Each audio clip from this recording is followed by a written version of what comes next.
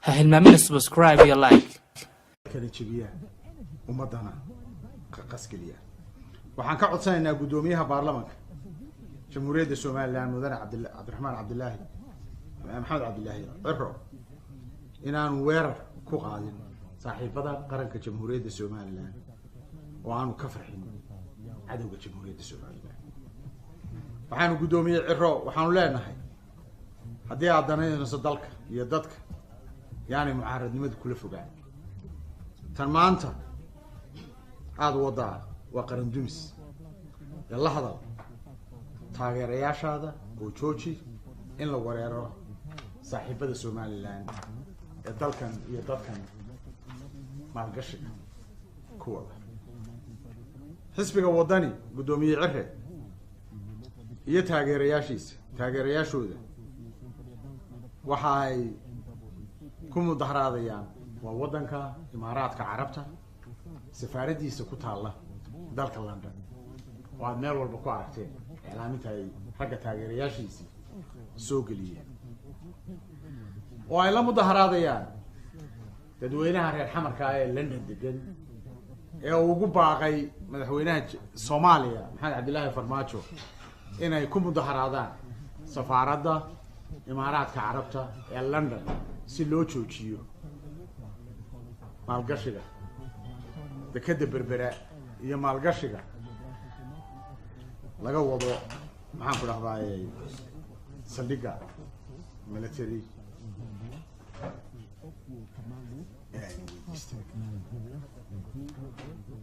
marka waxaan leenahay arrintaas waa arrin dhamaatay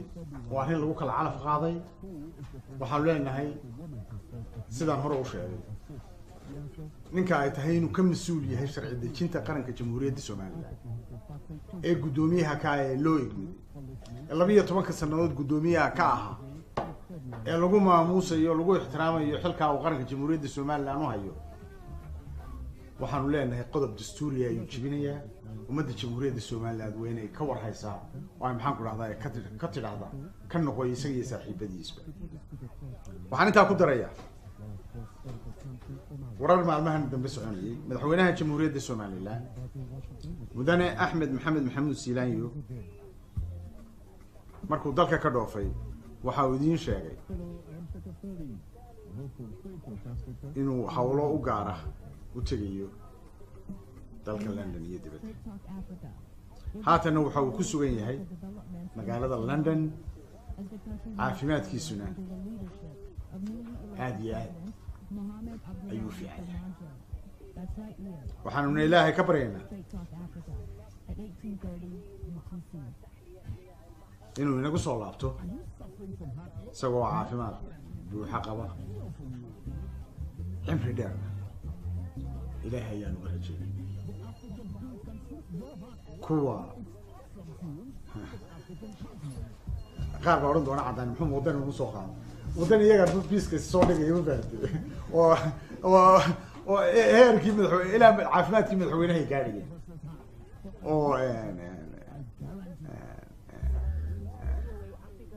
waxyaabo laga yakhsoodaa jira waqti in weyn oo magac ku leh qaranka oo iska duubaya oo reerkii madaxweynihii iyo marwadiisi iyo caruurtiisi waxa la waxaanu ka warhayn ka hadlaya kuwa warbaahinta qaran dumiska ee wasaadyaduna qaar ka midna ay soo deynayaan waxa yani laga khasooso qof alla qofkiis jamhuuriyadda Soomaaliland u dhashay uu kan yani yaabayo oran ruuxan miyay xishoonay waxa tibinay ama wariyaha noqday isagoo wariyahan sheeganaya isagoo maamul haya sida star kicinta ummadda ila waa laygu waxaan ku raadin gidi wada wadan marka wadan mucaaradnimadu si gaar ah ahaan jirtay waxyaabaha qaarkood habaarkuna meesha kuma jiro ilaahayna idinka aqbali maayo waayo xaq kuma lihidin ninkan waa nin qarankan iyo dalkan u soo halgamay xanuunkuna ceeb maaha uu dhacay ilaahay baa dadka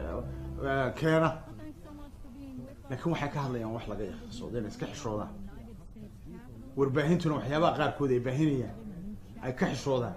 ee aan salka iyo raadka lahayn ayaa maxaan ku dhahday ayaanu sheegay oo ay marka laga hadlayo cirdiga iyo faamiliyada aanay warbaahinta qaranka jamhuuriyadda Soomaaliland aanay baahin way lacagna ma goyso waxaas oo kale sumcadda TV-ga ka weyn iyo sumcadda jariidada ayaa ka qiimo badan oo ka sharaf badan waxyaabaha la soo deeyay saxaafadda xortiina macnaheedu ma aha anigoo TV haysta oo madax ka ah ayaan waraaqa qaadanaya markaasaan ummadda kicinaya hadhowna waan cabanaya waxaan oranayaa waa la xiray waxaan leeyahay waan kaga baxaya wadani sidaa ciddi ha noqoto mucaarid dalkan danaynaya ee aan dunis ku hayn oo aan kicin ku hayn oo aan nabadgelyada khatar ku hayn intaa markay ka baxaan ee ay fahmaan mucaaradnimadu iyo muxaafadnimada inaan waxba u dhaxayn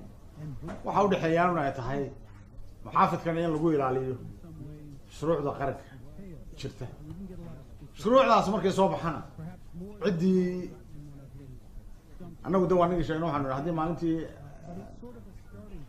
guddoomiyaha xisbiga wadani iyo saaxiibadii ay ku guulaysan lahaayeen arrintaas arrin dhamaatay ahayd ma iyadoo waa nagi sii sheegnay oo aan nidhi waa lagu kala calaf qaadaya war samra rag ugu samraayo ninka ragii marka siyaasad lagu jiro uu samraa yaa isgaadhiba shuruucda qarankana waxba ha yeelin dalka nabadgelyadiisa iyo yuhuunta ummadda jamhuuriyadda Soomaaliland waxba ha yeelin taas idinku badin mayso waxay idinku badinaysaa markaad mucaaradka saxa aad noqotaan su'aal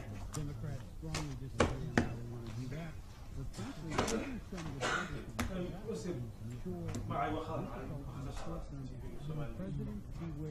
وربا صبح يدوي شيء توبر شاعة وشد السكر يدرى ما نقاش نصيو ولبا ورقع وحكي جايين بوغي لكن عصدها الله يلعب ما رشد أنا تاسي ما يمو ما شفتو كما ور هيانو لكن كو سو باقي هذه ور عصب وران أنا كور هي معها ور قولها وكلة وزيرة يجي معها إذا أنا شلي هو أنا مدحوينها وهذا إني أنا كور هلا معها أنا تاس وحبك متشر يعني لكن عدة السيارة أما وشد بربراء وشد السبر كي بربراء قارين نقطة إنه مال قشنو وإنه بهن لكن الجسم قصعة ساعات كور إنسان وطن أنت هذاك إنسان إلى دان تو دان فوقيه سود بدلت مقالة دي هرجيز وذكر marka wadada soo marto airport-ka ka imanaysa marka laamiga markay bilaabantay anagu beerahan ku korayo dhulkan ku bada ku ciyaari jiray laamigii halkaas ay soo mari jireen marka taariikh yaray berigi hore dee lagu soo jiray gid waa la dubinaya waxaana la kicinaya fooqa dhaadheer mar haddaynu sidaa ku socono waxaan u baahanay sibid aanu leenahay hanti aanu leenahay ayaynu ku ciil bixi karnaa oo fareen kaga dheer karnaa marka inaynu dalka la keenno sibid hadday doonto waxaan noqotay dibadeed inagoo sibidkeeni waa agteena sidaa u yahay sibidka adduunka ugu wanaagsan waa yaan daro waxaan leeyahay gooray noqoto maal gashan doonaa bedri mudane wasiir magacaygu waa bedri kosaar telefishinka star baa ka socda wasaaraddan hadda aad joogto wasiiro badan baa soo maray dabcan dhawaana shaqaalaha wasaaradda dhaqaalahoodii waad sintay oo aad baa loo soo dhaweeyey dad badan waxay isweydiinaya wasiir caddaani wasiir dhinaca warfaafintaana ma ahayn marka arrintaas sidee ugu suurta gashay oo shaqaalaha wasaaradda aad aad soo dhaweeyeen wallahi anu doo saddex wasaaradood baa soo maray shaqaalo waliba wasaaradihii aan soo maray wasiirka dowlaha maaliyadda aan ugu waqtiga badnaa aan joogay shaqaalo runtii dee waa shaqaale dalkan waxaanu ku shaqeyno oo dhan waa shaqaalaha soo ururiya aad iyo aad baan wadamo ugu mahadnaqayaa waxaan soo maray muddo 4 bilood ku dhawaada wasaaradda duulista iyo hawada waa shaqaale nabadgelyada qayb weyn ka qaata dalkan wixii soo gelaya iyo wixii ka baxaya mid walba runtii iyagana aan mahad iyo aan aad iyo aad ugu mahadnaqayo waxaa iga yaabisay oo la yaabay waxa weeye shaqaalaha halkan aad u badan waana shaqaale rag iyo dumarba ilaa sidii maalintii dalkan la soo galay u helana sida qarankan ugu socon lahaa haday wada saaxiibadiina wada garanaysa xaalka ay ku noolaayeen waa haddaad adigu kurgeli lahaydeen waad yaabi lahayd oo waa in badan baan ka hadlay oo de qaar baan laba isku shaqaa ayaa midna lacag badan qaadanayay midna lacag yar qaadanayay haddana way ku wada noolaayeen laakiin qalbigoodu muu ahayn qalbi fadhiya isagoon kaana waxba u diideyn ama inantaan waxba u diideyn ayuu haddana lahaa wallahi daadna waad maxaa intan lagu siin waaya isku mid baad tihiin oo aad sameynaysaan waxaan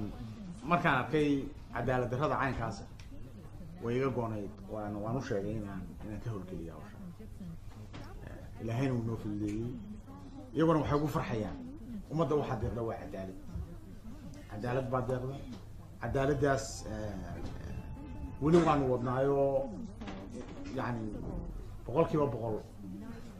ma jiraan laakiin 99% waan dhamay waa waxa weeye laakiin waxaan qabaa inay yihiin shaqaalaha ugu nadiifsan hadday fanaaniin yihiin iyo hadday wareeyayaal yihiin iyo hadday madaxda maxaan ku dhahdaa wasaaradaba yihiin rag badan oo ilaa maalintii la aasaasay dee la soo jiifay oo iyo gabdhaba la soo jiifay waxaan doonayaa inaan tayeyno inaan uga mahadnaqno waxay dalkan iyo dadkan u hayaan